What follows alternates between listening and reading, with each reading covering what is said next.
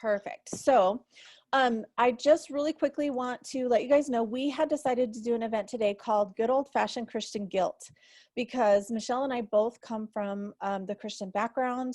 We both kind of had some of the similar things going on. And the one thing that I like to do whenever I have a guest on is I don't really ask a whole lot of questions, because when I find that we click and we kind of have similar experiences, I like to just do like this, where we just get on, let's just talk, it's totally unscripted. It's totally just like, let's see where this conversation goes.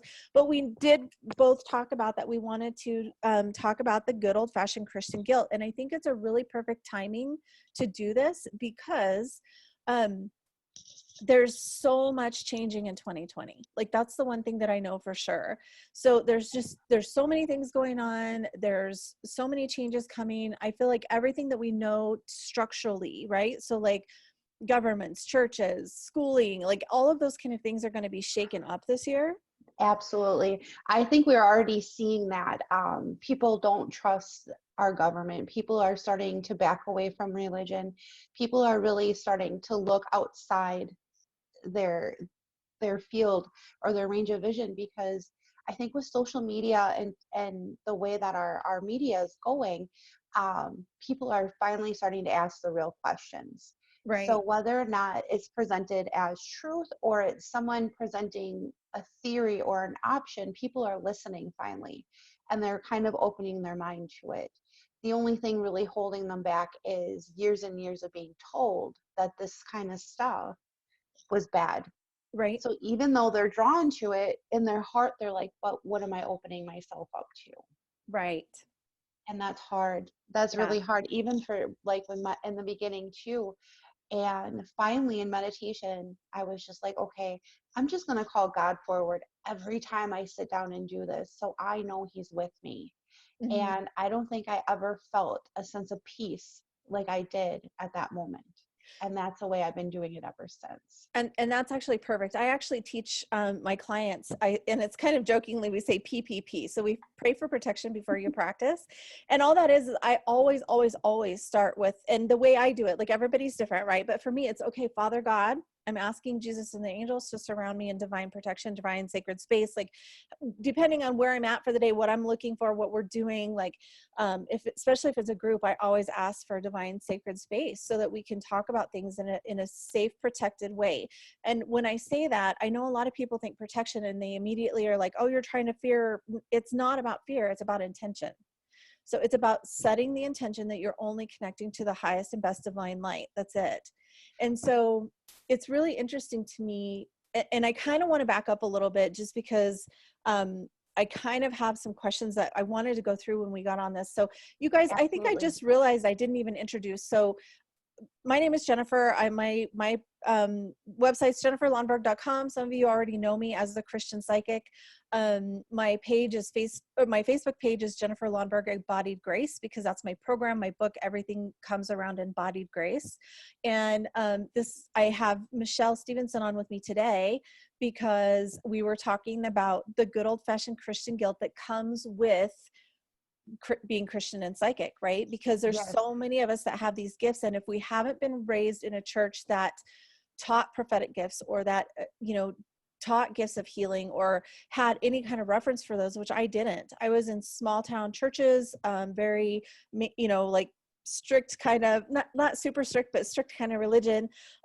We weren't Catholic. Like, even the Catholics have a little bit more mysticism to their religion than basic. I was Lutheran. Yeah. So I always laugh and I say it's Catholic, Lutheran, Methodist. And so I'm Methodist, and my girlfriends that are Catholic, they used to call me Diet Catholic, because so many things are similar. But like, had we been raised maybe in like Pentecostal, where they believe in talking in tongues, those kind of things, like it may have been a totally different story for us. Well, and the small town that I was raised in, you saw it on TV.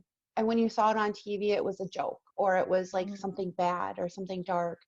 And so it wasn't something that I was ever introduced to, even in passing, walking down the street and being able to say, oh, what's that? Just recently, within the last couple of years, we're starting to see in our town and neighboring towns, shops that are proud to have this kind of stuff available to them. When I started offering readings in my shop, I noticed a lot more people started offering the same thing. So they were there. We just had to Mhm. find them.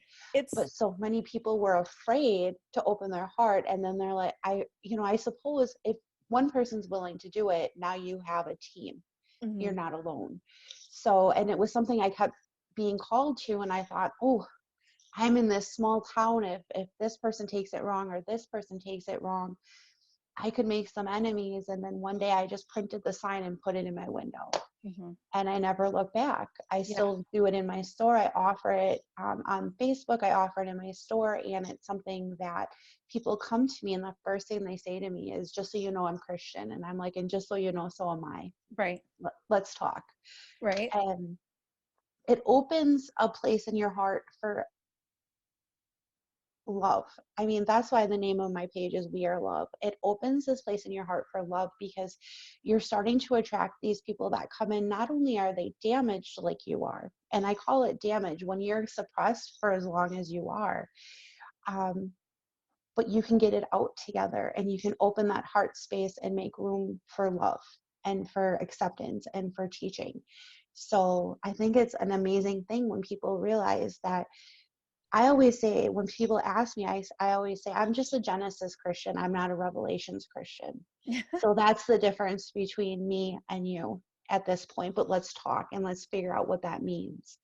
And because when I sat in church, I felt so judged, in a world where, let's face it, every time you turn on the TV, every time you read a newspaper, every time you log on to Facebook, it's bad, bad, bad, bad. And then you go to church and find out that it's even worse sometimes, like you're a sinner.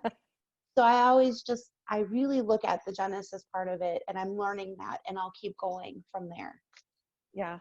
So it's interesting that you kind of differentiate it that way. A lot of times with the work that I do, and I've stepped into a lot more just like getting bigger messages and just sharing them out.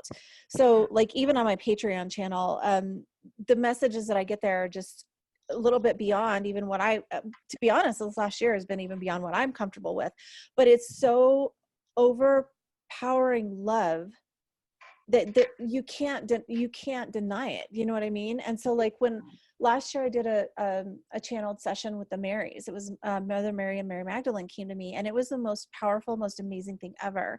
And those are the people that have been kind of with me throughout this last couple of years. Like I think last year was when Melchizedek came in too. And so and I do use the Bible as reference all the time because I grew up in the church, but ever since I was little, like I can remember being 3 years old, seeing Jesus and the angels around me. They were always there. They were playing with me, those kind of things. I've never been afraid to be alone, so to speak, because I feel like Right. I'm never really alone because there's always guides and angels around me.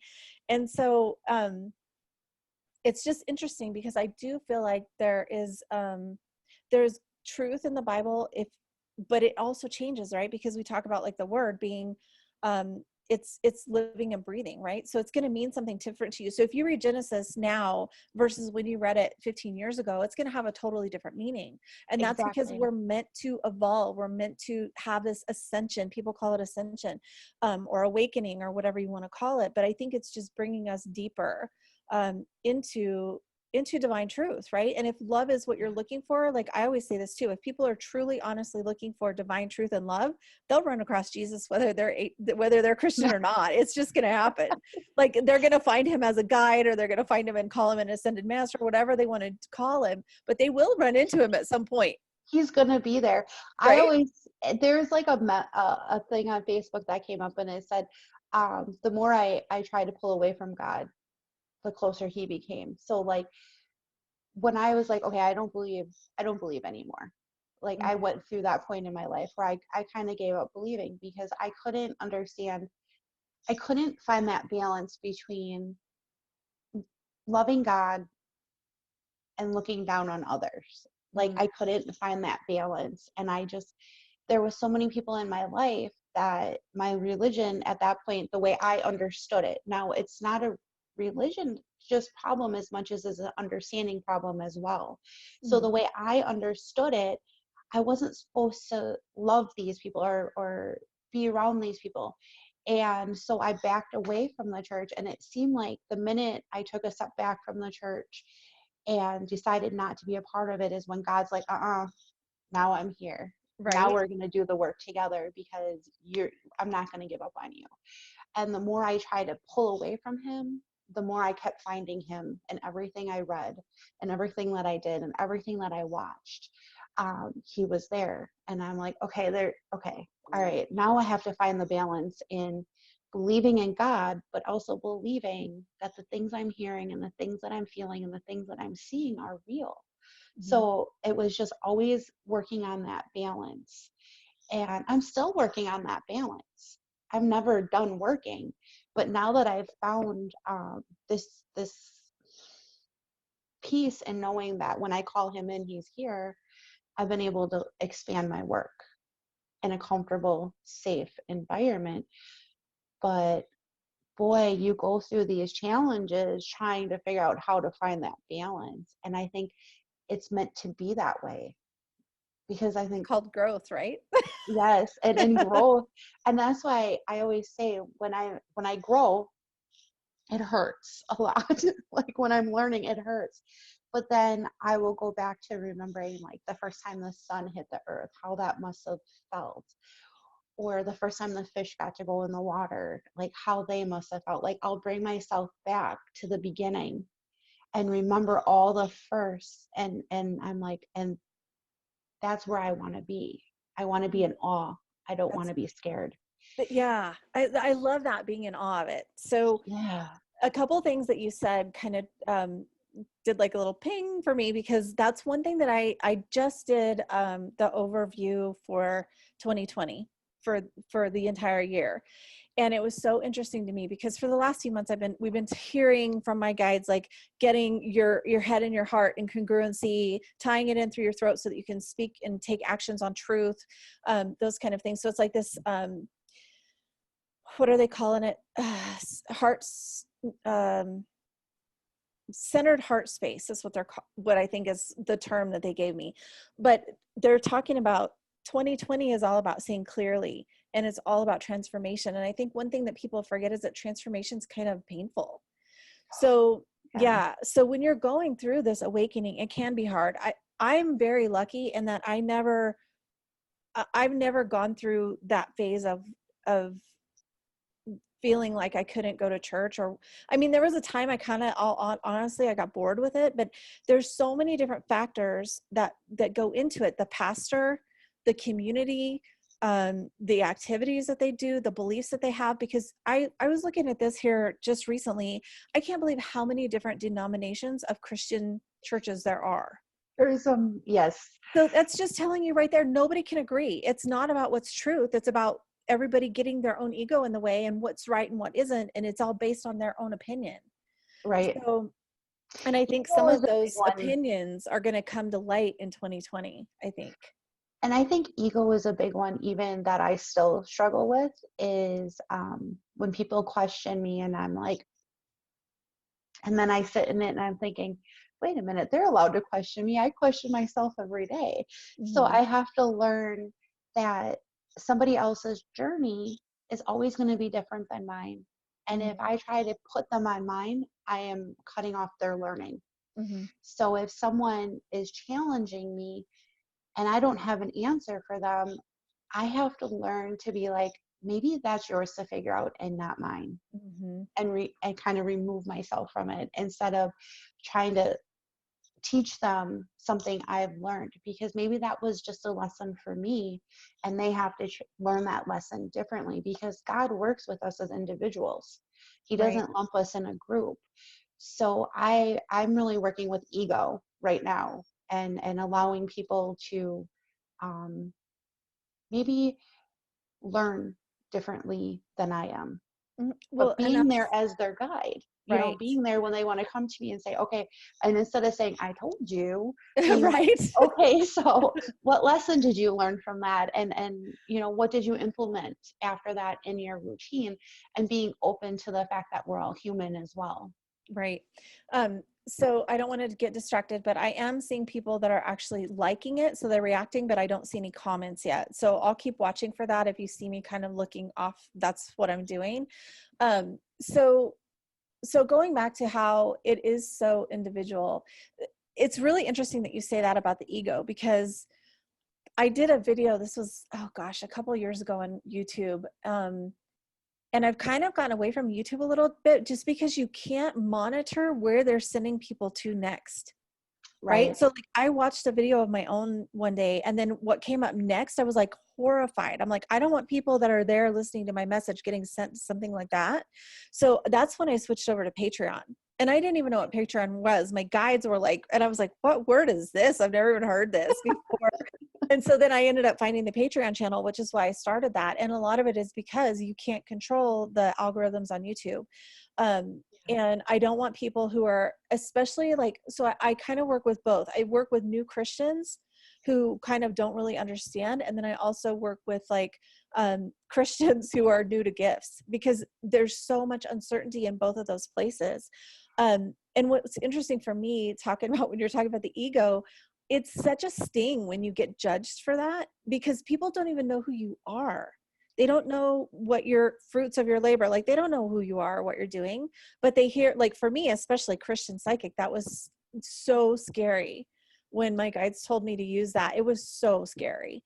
And Yeah, it still is for me. and stepping into that was so huge. Like I remember, and I've told this story before, so some people have already heard it. So I apologize, but like I literally was like, I'm not a morning person at all. And my guides and Jesus kept waking me up at like 3:30 in the morning. And I'm like, are you guys crazy? I'm not. Like, it's 3:30 or 3:34, somewhere around in there. Finally, I just gave up and I said, okay, fine. And I stomped downstairs and I turned on my coffee pot and I stomped down the rest of the stairs, because we had That would be me. a 2-level with a walkout basement. My bedroom was upstairs, so my office was all the way in the basement. And so I went down to my office. I changed everything. I changed my marketing. I changed the Facebook, everything said Christian Psychic on it, because I was like, fine, whatever. I'm surrendering. Like, I'm already doing the work. And if this is what you want, then I'll do it. And So see, I didn't label myself a Christian medium. I never knew really what to call it. When people would ask me what I do, I'd be like, I guess from my understanding, I'm a medium. And sometimes I channel, and sometimes I work with people's energy, but I didn't have a label for it. And just recently, I made some really big changes in my life. And one of those changes was I moved my whole store to the same town I was living in. And I got a business partner of sorts, and she is a Catholic. And I think in the beginning, when I moved there, for her to reconcile it with herself, she would tell people, oh, she's a medium, but she's a Christian medium. mm-hmm, And at first I'm like, why are you labeling me? mm-hmm. Like, I don't understand that. Like, why is the label needed? And she's like, well, I'm sorry. You said you believed in God. I thought that's what you were. And I was really struggling with that, because I thought, well, if it makes her feel comfortable, she can have that label, but I'm not going to give it to myself. And then I did this beautiful post on Facebook for, just donations for December, because I know how December was. And lo and behold, the Christian medium reached out to me and asked me to do this with her. And I'm like, okay, if that isn't a sign that I have to get comfortable with it, then I don't know what is. Yeah. So sometimes the subtlety of how the universe works is so subtle, and sometimes it smacks you right in the Right in face. the face. So when you reached out to me, I'm like, it just makes sense. I accept it, because I do talk about the Bible, and I do talk about God, and I do talk about angels. I was just afraid of giving myself that label, because I didn't want other people to be offended by it. Well, and okay, so there's a couple things. Like, I know for me that it was intended for me to use that label. I don't think anybody else has to use it, but I think it's something that needs to be talked about. I will say that I've had, so for two different things. First of all, I don't consider myself a medium. I always say Christian psychic because I can talk to people that passed over, but that's not my forte. So I usually refer those out. Like if somebody's like, I want to talk to my dead grandpa that, passed away 10 years ago. Well, let me give you somebody else's number. Right. I can Somebody do else can that. do Yeah, that.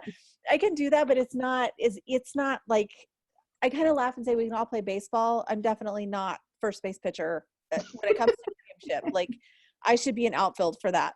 Um, but I am really good at like life path and what's going on and getting guidance from your angels and those kind of things. So and I don't tell the future either. It's about looking into the energy, feeling into it, understanding what's blocking somebody, those kind of things. So I never said like Christian medium.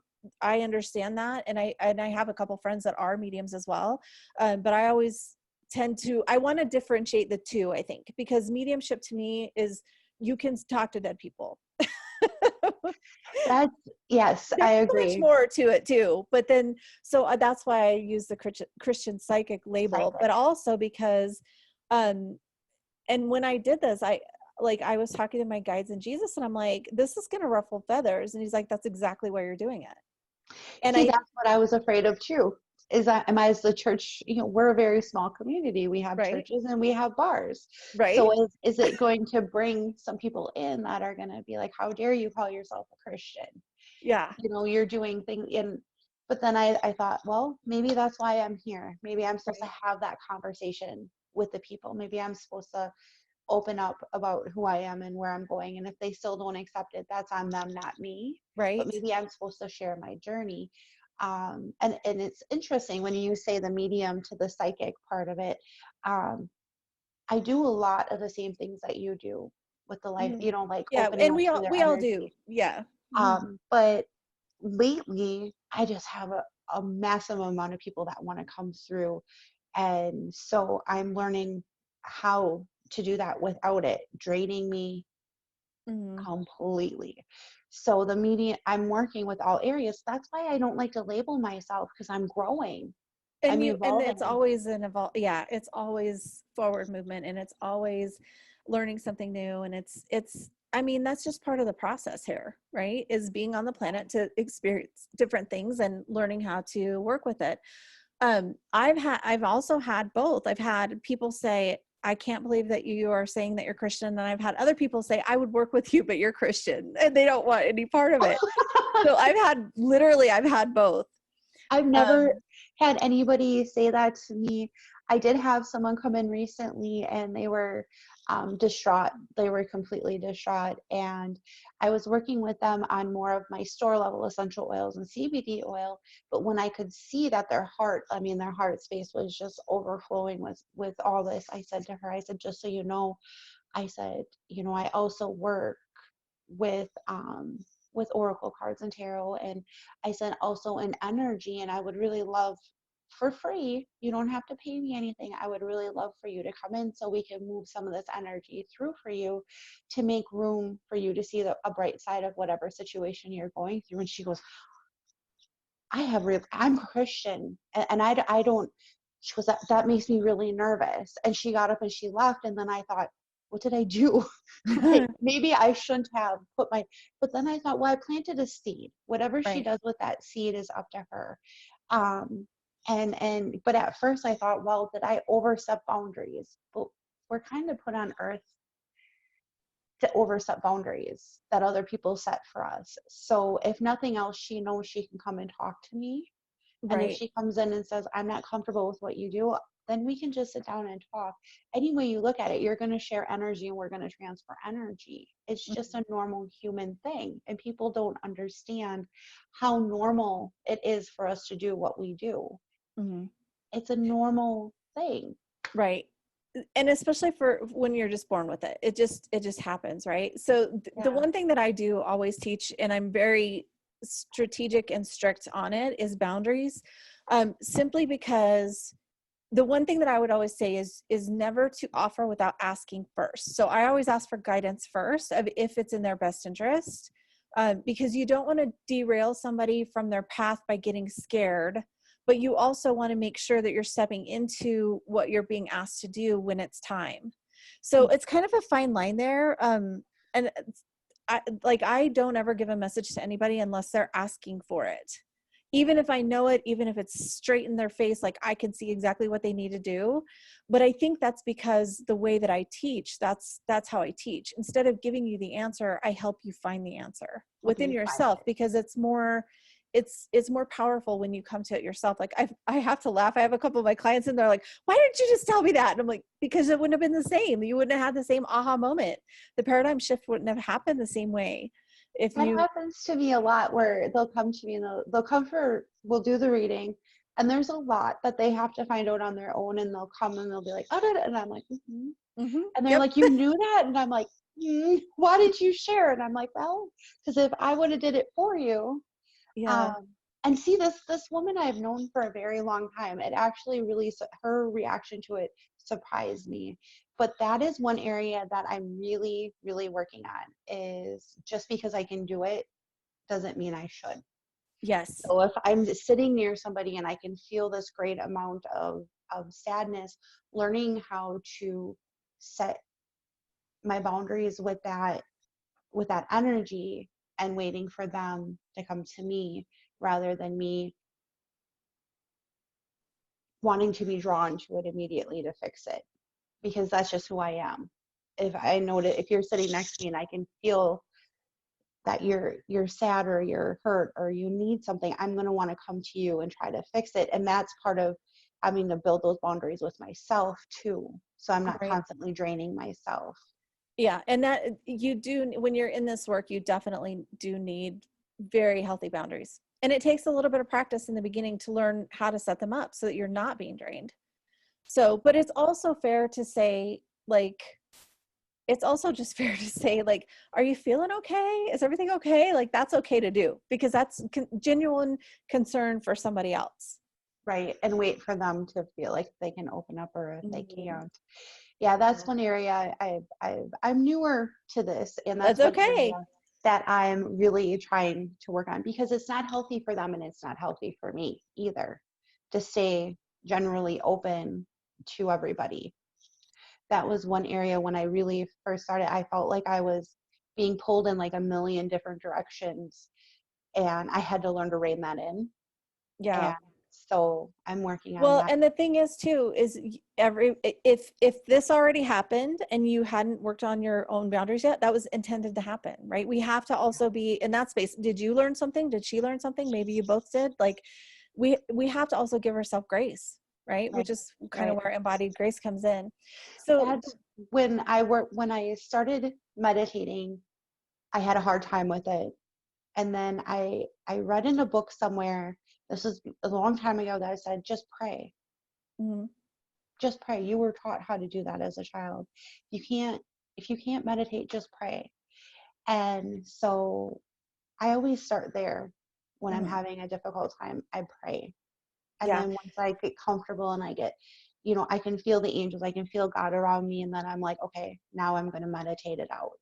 Right. But that's always a big step for people to understand, is when you're in prayer, you're unburdening yourself.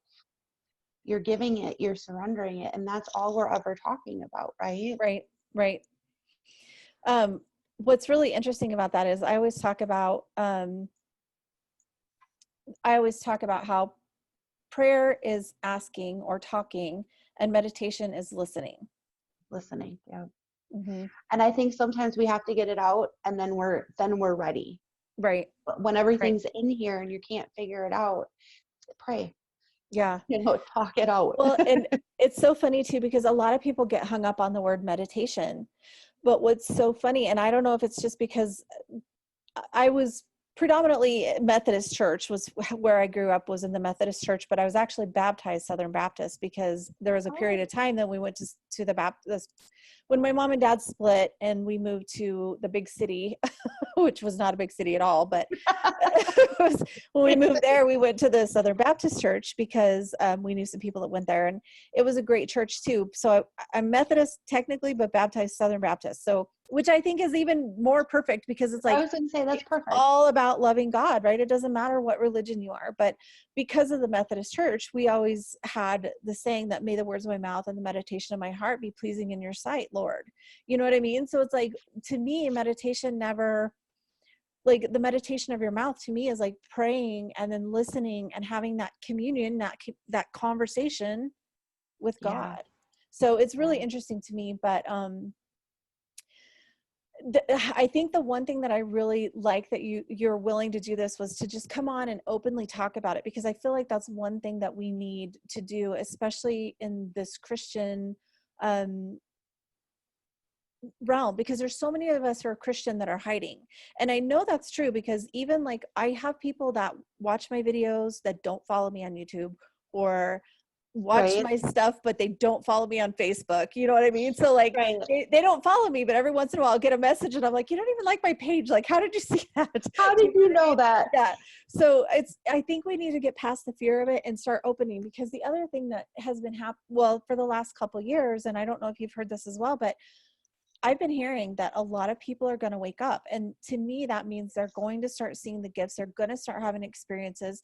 And I've actually had pastors that I don't know who have reached out and said, okay, well, you say you're a Christian psychic.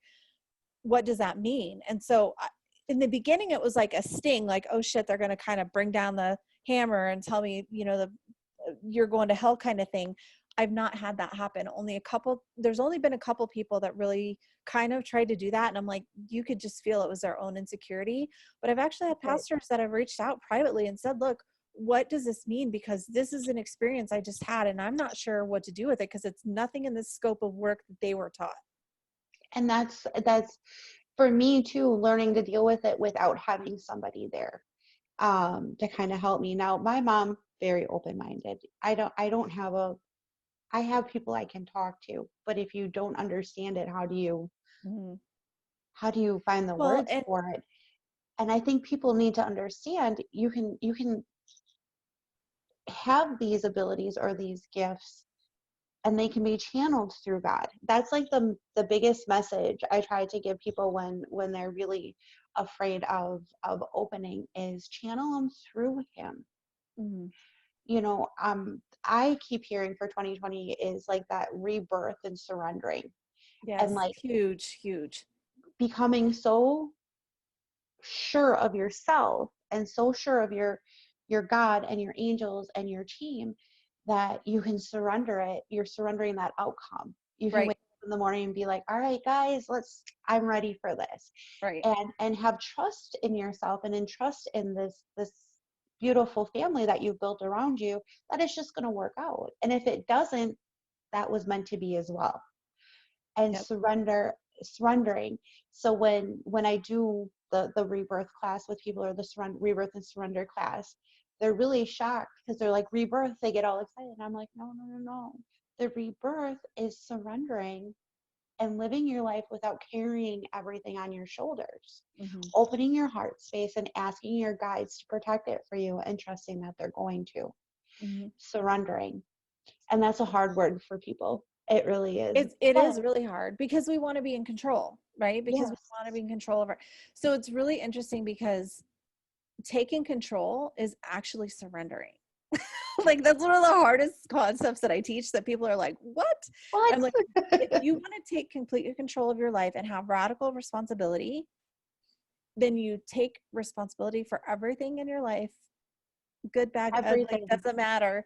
And then you decide from there, okay, this is it. What do I want to do now? Like, what do I do with this? And how do I change it? And how do I surrender to the divine? And that's how you take control, is by surrendering, which totally seems like an oxymoron, but it's so true. The more you become in tune with the spiritual laws, I guess we'll call them, the spiritual truths, Truths, the yeah. easier it is to move through life. And you do have this whole new freedom um, that comes from that. But you It have is. to start, like, that's the thing too, is you have to start at the beginning. You have to start at, like, what are your thoughts and your emotions and your feelings, and what are you speaking in your life, and those kind of things is where it really, really starts. And then the other thing that I think a lot of people don't understand is, you can have these gifts without having to use, like, you don't have to go out into the world and do this work. But Right. everybody has that intuition. So why not tap into it for your own life and your own experience and your own spiritual growth? To keep ourselves balanced, centered, and happy. That's what I always say. Even if you don't want to do what what you're doing or what I'm doing or what a lot of other people are finally coming. We're the light workers are finally coming. Right. Um, but keep yourself balanced so you can keep your children balanced, so you can keep your significant other balanced, to start breaking those traumas, breaking those family patterns. So even if you just use it to keep yourself honest with yourself, keep yourself balanced, keep yourself moving forward, and recognize the patterns that came from the past, from your family, and you break them, you've just made just a healthier future for a lot of people. So even just using it to center, meditate, and come to light with your truth. It's the truth is the big one right there. So many people have a hard time being honest Mm-hmm. with themselves, Mm-hmm. and it's the honesty that breaks the cycle. And Because we're ashamed of the shadow work, right? So that's something else yeah, that's been coming up that is interesting, is I think 2020 shadow work, and people get all wrapped up into the term. All it is just things within yourself that you don't want to see. We that all you don't have want it. to see. Yep. We all have it. We all have things we're ashamed of. Like, it's just what it is, right? But the more that you try to choke it down and hold it and not let anybody see, the less room there is for Jesus and the light to come in and do work. So Right. as soon as you can just let it free, then that's where healing comes in. And I always say the shadow work, you can be the most light in the world and you're still going to cast a shadow. And in that shadow are the things are things we're afraid of, the things Right. that we want to tuck away. And what happens if you take something from the dark into the light? It doesn't seem so bad anymore. Yeah. And you can recognize it and you can reconcile it and you can let it go. And all that means is, so, because that's one thing I think people get hung up on too, is taking the dark into the light.